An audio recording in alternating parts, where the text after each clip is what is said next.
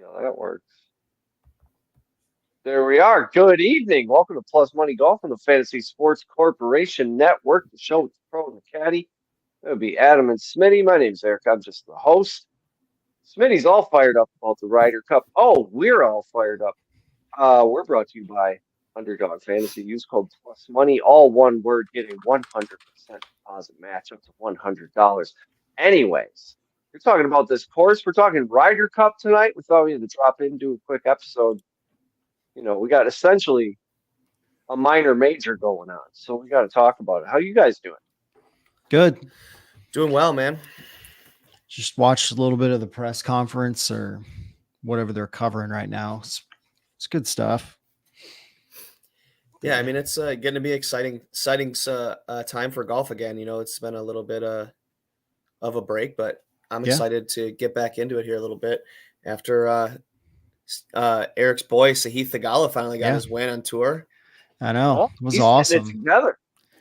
He just walked away with it too. There wasn't anybody really giving him a challenge, and it was a pretty good field. I mean, yeah, JT actually played really well. I mean, 15 under. Spieth played. Was Spieth there? No, Spieth wasn't playing. Max Homo's there playing good. Yeah, I feel like the Ryder Cup team's got to feel a little bit better about the fact that JT came in and really put together an entire tournament of playing well, not just a couple rounds. He kind of put it together for the entire weekend, which was really good to see. But yeah, Theegala was just on top of it and was like, I need to win, and took care of it. Except that Aberg rolled smoke on everybody that was playing in Europe 2 weeks ago. Yeah, he's scary. That guy's the real deal. I mean, to come think that he was playing in the NCAA championship in, May, and now he's already a winner. And came close 3 times on regular tour. 23, I think. Jeez. All the good golfers just keep getting younger and younger, and it's just making it more exciting for a golf fan to watch things right now. But it's making it a little tough to gamble on some of this stuff. You got to really do your homework. It's just going to get harder when the web guys come out because those guys are taking it super deep every week. And I think, was it 2 weeks from now is the web final. So that'll be interesting to see who actually gets to come out. It's like a Shark Tank. Web. Yeah, the web finals is actually probably pretty good to bet on because you have 50 guys from the tour playing plus the top 50 from the web. So then we get Q School after that. Great shot. Yeah. There's still some actually really good events after the Ryder Cup coming up. Sanderson Farms is always a good one. They get a pretty good field. And then let's see. Yeah, Sanderson Farms is week after, and then Shriners in Vegas. That gets a pretty good field just because it's in Vegas. Yeah, who's going to miss the opportunity to go out there? Yeah, I mean, what is the Marco Simone Golf and Country Club? I've never heard of this place before. Yeah, so Marco Simone Golf and Country Club, right? It's Simone. Yeah, in you got to put the little Italy. You got to put the pizzazz into it, right? And it's Italian. Rome, Italy, man. It's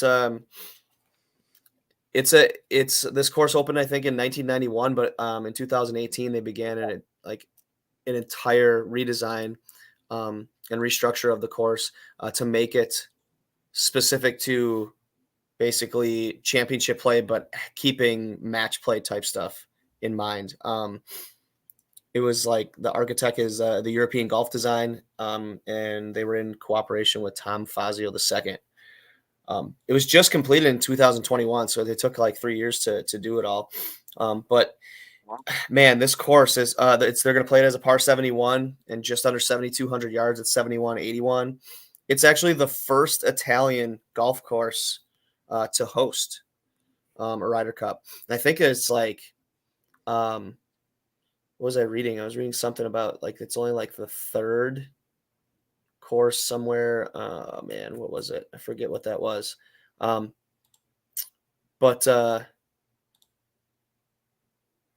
it's a really cool course that has kind of everything that you could imagine, right? Like I was just making notes of things when I was watching the hole by hole. the fact that there's a whole bunch of, fescue looking grass out past the rough with other native grasses that are just gnarly and knotted up and that kind of stuff. And then the rough looks brutal. super thick rough. Yeah, super thick rough. You got bunkers in almost every landing area imaginable. And the best part about this is they're when you're watching, if you go on Golf Digest and you watch the hole by hole, it's like 15 minutes long, but I'm telling you, it's worth it. And they talk about, being imaginative, and you talk about like different places that you can put the ball off the tee, but everywhere that you have, like, there's trouble. There's water everywhere. There are bunkers everywhere. There's streams coming up the side of holes. You have your approach shots, and there's just bunkers on the right side and water on the left side, or you have bunkers in the front left and water on the back left. I mean, and you have dog legs and turns all over the place. And like I said, right before we started the live, I was like, I felt like every single fairway I looked at there, the fairways were like 10 yards wide. Yeah. It's like the landing areas where I guess the US players would hit it too look really narrow, but the guys that are shorter hitters, I mean, think of a guy like Brian Harmon. He's going to be hitting to the widest part of the fairway versus like Koepka or Sam Burns. That dude. Yeah, there's going to be so much. There's going to be so much risk reward and what guys are willing to do. So it's going to be different. I think when they talk about that, they created a golf course specifically with the drama of match play in mind. Yeah. Right. That alone right there tells you that there's chaos. There's gonna be so many different ways to play it. And in a match play, it's like there might be a guy be like, well, I need to lay up here because I'm not feeling like I can get over that. Where the other guy on the other side is like, well, I'm going for it and I'm gonna go over the top. So you might see guys that are 70, 80 yards in difference off the tee because of what their strategy is for that hole. Yeah. And there's tons of slope. There's lots of uphill holes, lots of downhill holes, lots of twists and turns with the dog legs. And then they just throw in random trees alongside of the fairways too that are going to be not necessarily too much of in play, but I mean, it's something that you got to take a look at, I guess. I don't know. I'm excited after I got really like jazzed up after watching that hole by hole and going through it, because I'm just like, man, it's a beautiful course in beautiful countryside. And it seems to be like there's houses like surrounding the entire thing. I think with the redesign too, there was only one hole that had that was like kind of left alone. I want to say it was like hole 6 maybe.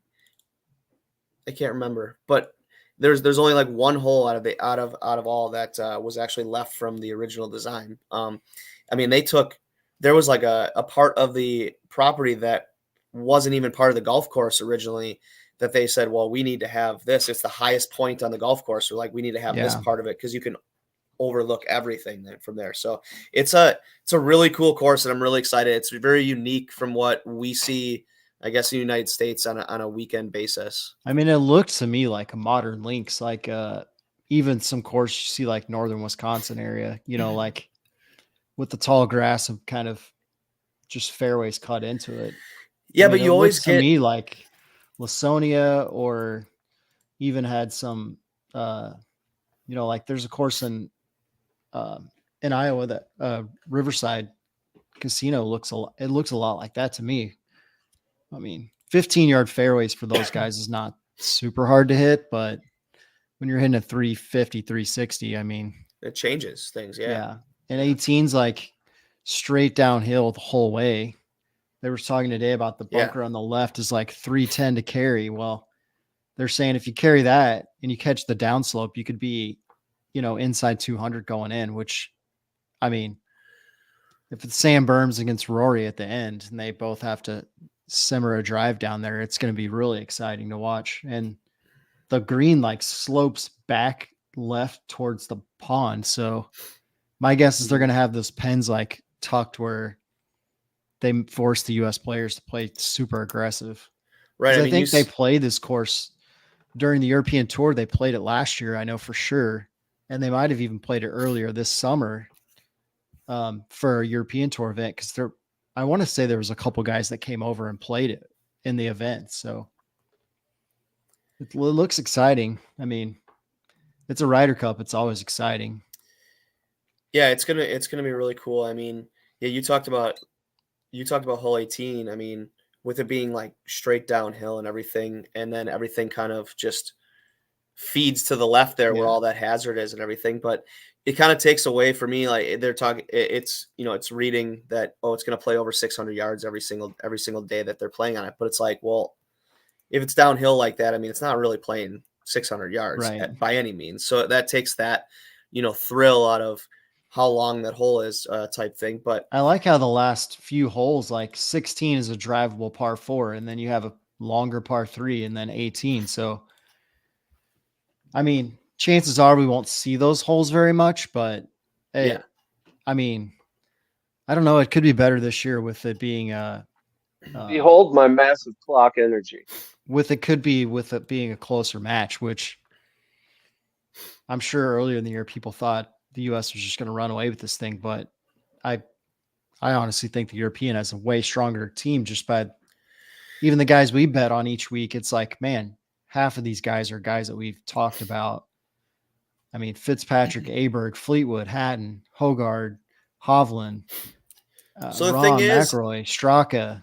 It's like, that's a pretty solid team. I think this is the first year where both teams look really strong top to bottom. Right, because you even look at like the U.S. team, right? I mean, the one guy that sticks out to all of us just because how he had of the season he had is Justin Thomas. But like we just said, he played a nice tournament. Now, was it the hardest of hard tournaments? No, it wasn't by any means. But it's a good sign for him. But you look at even a guy like, okay, Sam Burns, all right, a guy that probably didn't play his best golf at the end of the season. But you want to talk about match play? Yeah. Well, he steamrolled through everybody. Everybody. He beat every top player. Rory, Rahm. I mean, handily. Yeah. So I mean, that puts him at just confidence alone. Him coming into this tournament and knowing what the format is. Yeah. Man, which reminds me or leads me into the fact that we need to talk about the format and the scoring a little bit. So yeah, I mean, you have like even Wyndham Clark was a really good match player in college. So yeah. You look at those little things, and it really, I would say, this has got to be one of the more even matchups that we've seen for a Ryder Cup, ever? Yeah, I mean, they were talking today a lot about possible pairings and the guys that were playing together today. Like, they were talking about on the U.S. team, they were playing in foursomes and like playing different formats, like alternate shot and best ball. And I think Koepka was playing with Wyndham Clark a lot this week. So that's a pretty good team because Wyndham Clark is really good iron player and Koepka is deadly with the driver. And then you always have the Xander Morikawa pairing who are just run train on everybody. Is Koepka going to get a little weirded out or annoyed with the fact that like just how Wyndham Clark is on greens? I don't think he cares. It's Ryder Cup, dude. Everybody grinds. If you've ever been to a Ryder Cup, everybody grinds. I mean, it's totally different. But I mean, you get like Europeans. If you pair Aberg with Victor Hovland, like that's going to be a pretty hard pairing. I would almost bet pairing, we see. I love that. I almost bet we see like Aberg and Hovland against Xander and Cantlay because that's two guys that are pretty much undefeated against two rookies that are probably the two best players, I think, on the European team. And because, I don't know, they're both younger, they probably relate. I think they probably may have played against each other in college a little bit, being both in the Big 12. So, but yeah, I just looked at the European team and I was like, dude, that guy's a good iron player. That guy's a good iron player. And when you have these holes where you can't hit driver and they're going to have to lay up with irons, like Aberg is just a machine. Yeah, man. And like Victor Hovland's a machine. Fleetwood. There are holes where you literally, it says you literally have to lay up with a 200-yard shot off the tee. Yeah. That's hard for some of these guys to do. Aberg's the favorite for rookie points. Yeah. Which 200 yards for those guys isn't much. I mean, you're talking 7 irons. I know. Could you imagine? Like those guys, that's something that is at some point is going to get to one of them saying like, God, I don't want to hit a 7-iron off the tee, but I I mean they can't will. see But Sam Burns or Koepka hitting irons a lot off the tee, but because even at Augusta this year, Koepka was just rifling driver on the holes you didn't need to. mm-hmm. And Sam Burns is just like a step on your throat guy. I mean, I could see him and Scotty going together every round, especially in like an alternate shot where Sam Burns is going to have a better chance of putting. I mean, and maybe Scotty doesn't even play alternate shots just to take the pressure off of him on the putting. Because if you got a 4-footer to win, yeah, you gotta. And you're the Europeans. You're like, oh, I like my chances with this one. You let Scotty sub in a putter, and he's gonna win. Yeah, he did have a new putter this week. Take care of that. They gotta definitely be looking at that stuff because he's got a new putting coach and a new putter this week. Mm. He's using Phil Kenyon, which is Koepka's guy. I think he helps a couple other guys on the European tour, but that's Koepka's guy. So maybe he's helping him out. Mm-hmm. You got to basically be a psychologist. Yeah. To fix somebody's putting. It's all mental. Yeah. I mean, once you start seeing him go in, you're going to see him go in. That's what I like. I mean, I'd putted terrible all year, and then the last 2 weeks, that's like I can't miss. So that's just the way it goes. Scotty's 8-1 for top overall points scorer. Yeah, that's gonna be tough. Yeah, I saw that. I mean, you look just from the team lines, right? Like Eric mentioned it before, right? It's the odds show that it's very even because right now USA is -110 and Europe is +115. And to be honest with you, I think the reason Team USA is favored is simply just because of the all-time record, right? That Team USA is like 27-14. But they haven't won in Europe. They haven't won in Europe in 30 years. 1993 was the last time they won in Europe. So it's been 30 years since we've won in Europe. And we've only won a few since then.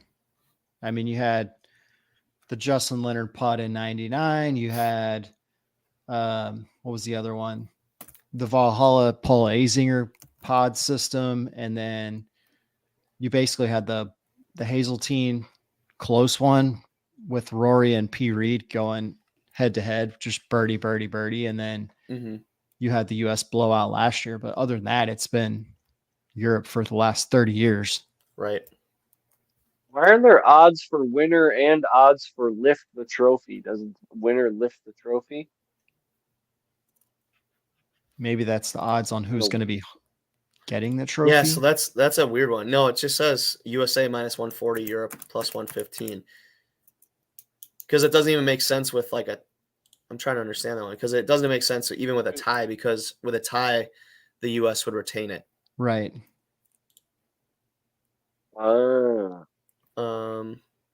Tournament winner spread. Yeah. I like that. That's where you get it good.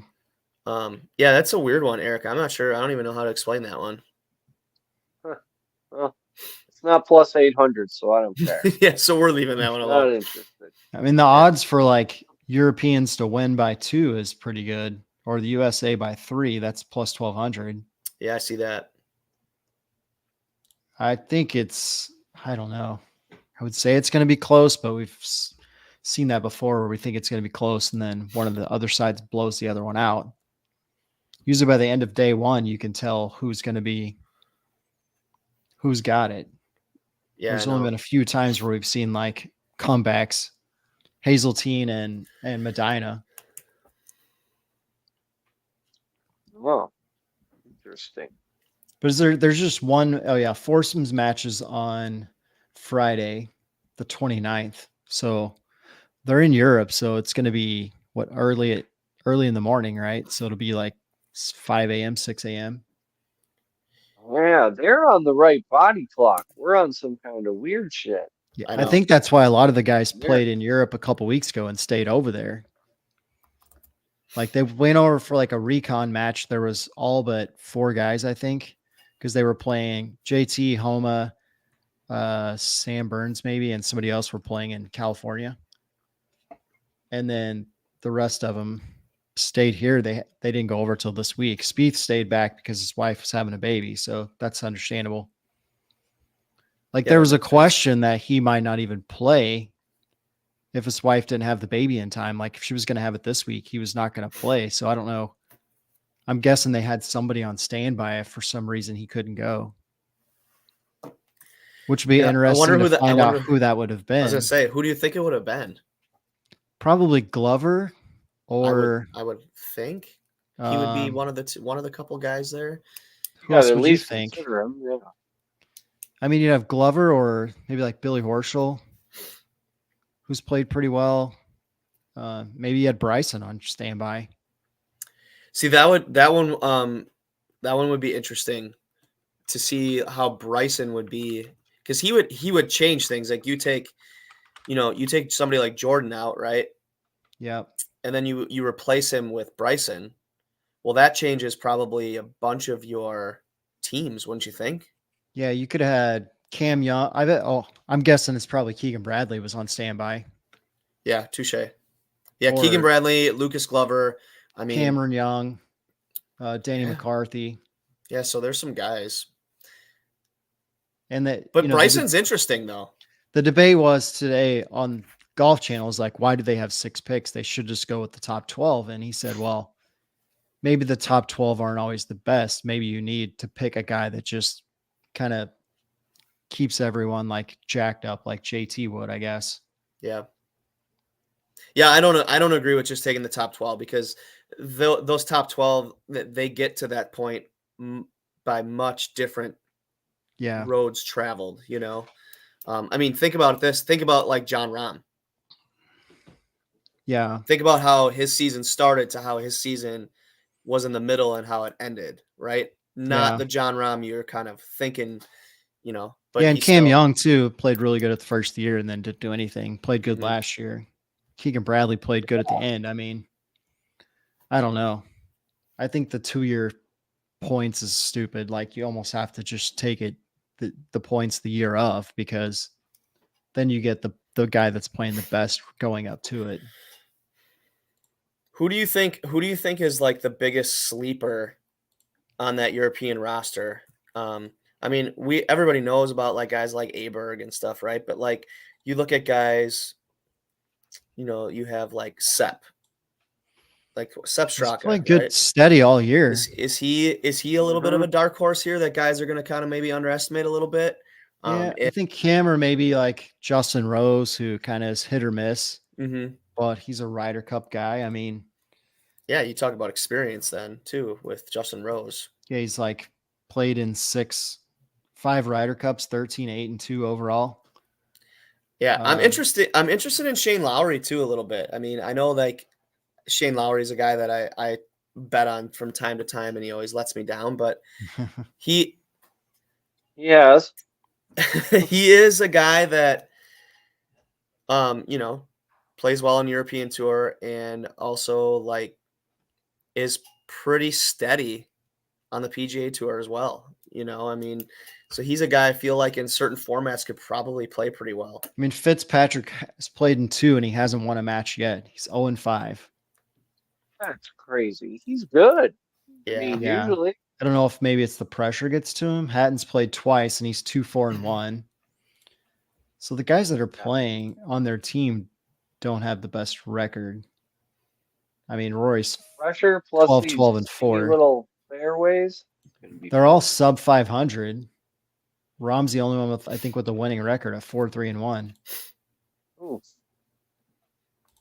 Oh, Shane Lowry is he's only played 1, which is surprising. Yeah. Tommy Fleetwood's 4-2-2. Justin Rose 13-8-2. Yeah, I mean, and then you got 4 guys who haven't played before. Which, you know, this team looks totally different if you don't have Live Golf, because passing up Westwood, you're passing up Sergio, these guys that have been stalwarts that have just been dominant in the Ryder Cup. I mean, Rahm did say he had talked, and Poulter, Rahm said that he had talked to all the guys that are on Live this week, and he said he had talked to Sergio as recent as yesterday. So he's getting advice, like sounds like the guys that are on Live that have been like, on the Ryder Cup teams their whole career, like Westwood, Poulter, and Sergio, that these guys are definitely reaching out, and maybe they're like unofficial captains that are just like going to be there watching, but maybe helping. Mm-hmm. And I mean, there's a lot of inexperience on both sides. There really is. There's four rookies on both sides.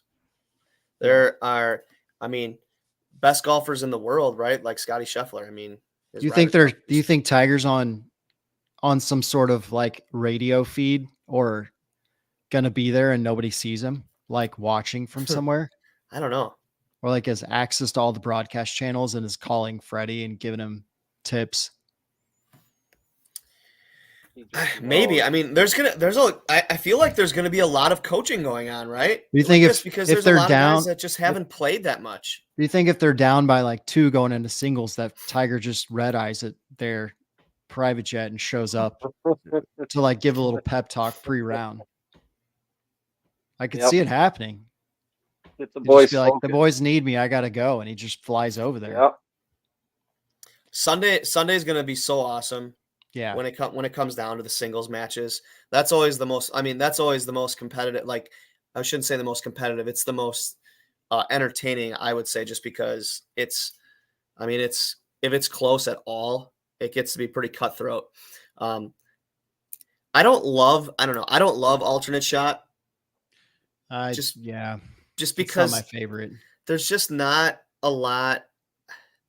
There's just so much that can happen, right? I mean, and guys get put into. I guess that's probably the uniqueness of it, and why people like it is just the simple fact that guys get put in situations that, I don't normally hit from this yardage, because another guy hits it a little bit longer, a little bit shorter, or a guy plays a shot a little different than they would normally play it when it's their turn, and then they have to then in turn. I think that's why they're playing. Like the U.S. seems to be focused on the alternate shot in practice and pairing guys together to play the same golf balls. Yeah. Because that's a huge deal. Like, and there was an article about how they may change that rule, like the 1 ball rule. I guess they changed it in the U.S. Open this year so that guys could switch. So instead of playing like a guy's a TaylorMade guy and the other guy's a Callaway guy, and they play Callaway and TaylorMade ball on the holes where the Callaway guys tees off, they would have to pick the same ball the whole tournament. So they would play like a Pro V1. So now they can play their ball off the tee and then switch whenever they're teeing off. So I don't know. Sounds like something the golf purists are going to hate. Yeah, it's going to be interesting. But I don't know. I would like to see something, but I mean, the good thing is on Saturday, they're going to be almost wrapped up by the time college football starts. So yeah, it's a good call. Perfect. Sounds like a nice little Saturday. Friday, we've got foursomes, which is like alternate shot to start, and then 4 ball in the afternoon. Saturday, alternate shot again, and then 4 ball in the afternoon. That's interesting. Instead of doing 4 ball back to back. Yeah. So the captain gets to pick which formats win. And then Sunday we got singles, 12 points. So it's a little different than the President's Cup, but yeah, it'll be. No matter what, Sunday, the team that's down will have a shot. Everybody's got to play. I mean, you'll see a lot of team like, if JT goes out through the first round and just completely grenades, he'll set out until the singles matches. Mm-hmm. And sometimes I think that's fair. Sometimes there's guys that just know when they're playing the practice round, like, hey, this guy's playing better than me. He should play. And they'll just bench themselves, even though they want to be out there. But the crazy thing about the Ryder Cup, I noticed, like when we went to Hazeltine, the amount of people that follow each group, not like regular people, that's insane. Anyways, that's 10 rows deep. You got to go 3 or 4 holes ahead to even watch them come through. But the celebrities, the other tour players that are there with their wives, all the wives, the kids, sometimes they'll bring the guys that are rookies that are probably going to make a team the next go around will be there watching. I remember when we went, that was Bryson's rookie year, and he was there. Let's see who else was there. There was 5 or 6 guys that weren't on the team that were like rookies that were all there watching. So they're obviously soaking it in, so they know what they're getting into when they got to play it. So it was pretty interesting. Well, just from like a motivational tool.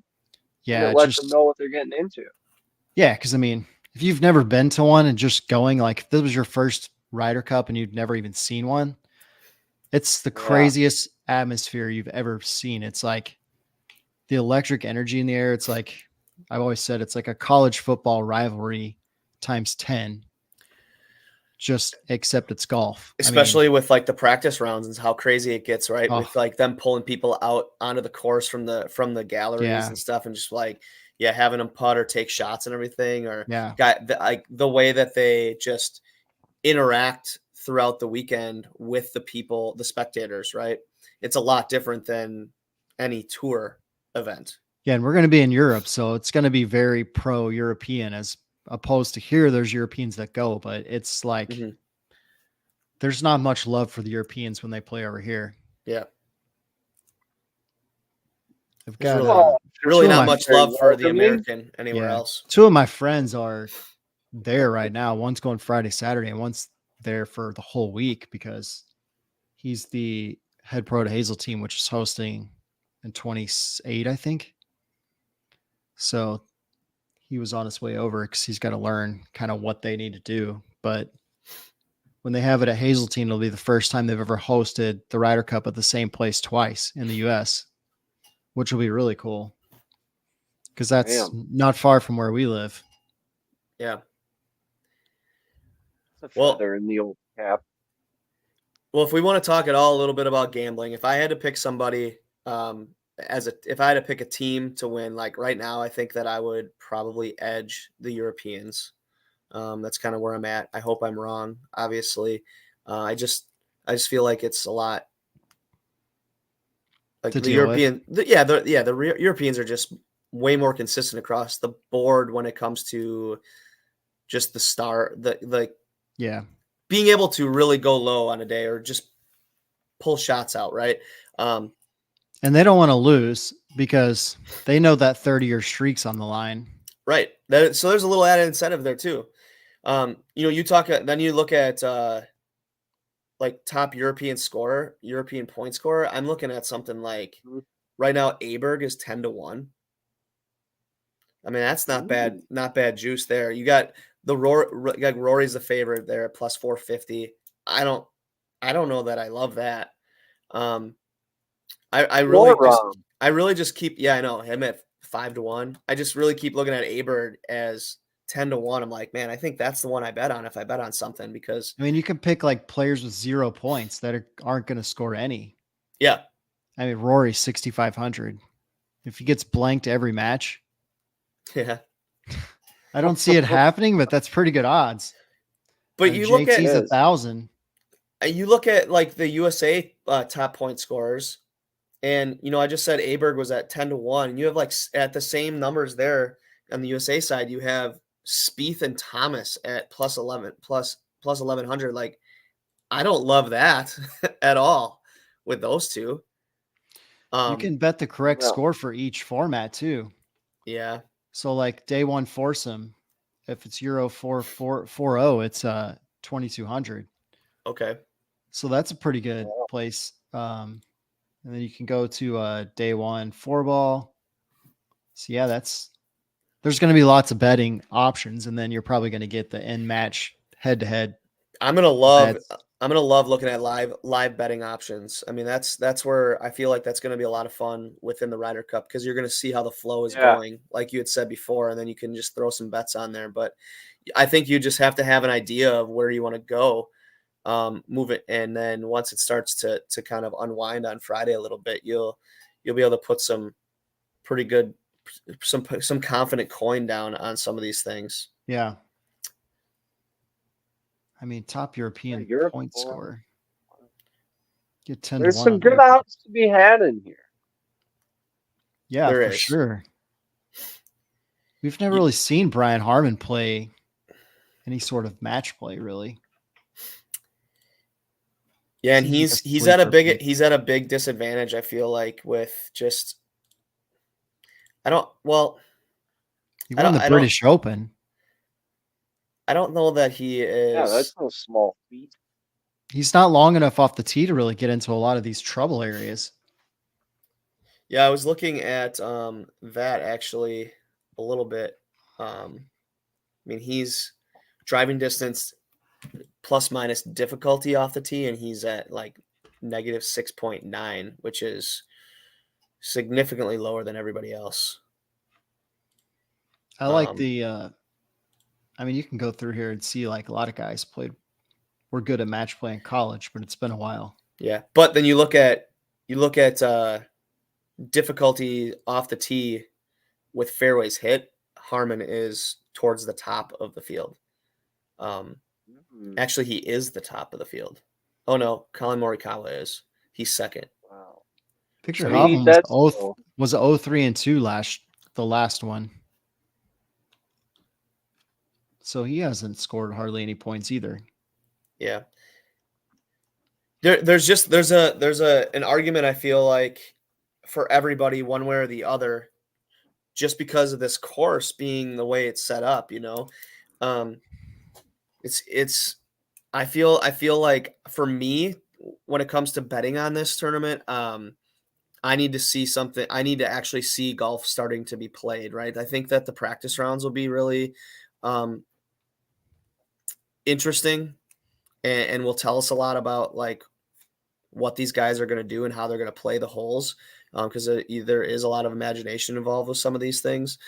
So I would just urge people to really watch that and then kind of watch a little bit on Friday, and then I think that's where I start putting money in.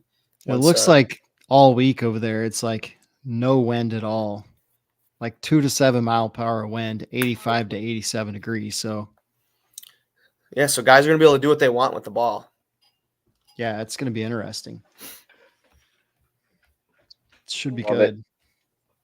I think this is the kind of event where you just watch the live betting while you're watching football and just spend all your money. Which is way more fun anyways. Triple it. Sounds like a beautiful little Saturday. Some college football, some wagers, some golf, some live bets. What else we got? Have we covered? I think we pretty much hit it. We're ready to watch some golf. Yep. Yeah, it's always an exciting time to watch some Ryder Cup golf. So I'm pumped for it, and I'm ready for Thursday to start watching the opening ceremonies. And follow Plus Money Golf on the X, and I'm sure you guys will be tweeting out all your live wagers. I know I'll be following along with those because I need some more money for NFL Sundays. Thank you everybody for tuning in. Make sure you subscribe to the channel, and we'll see you right back here next time. Adam, say something cool that golfers say. It's not called gambling if you know you're going to win.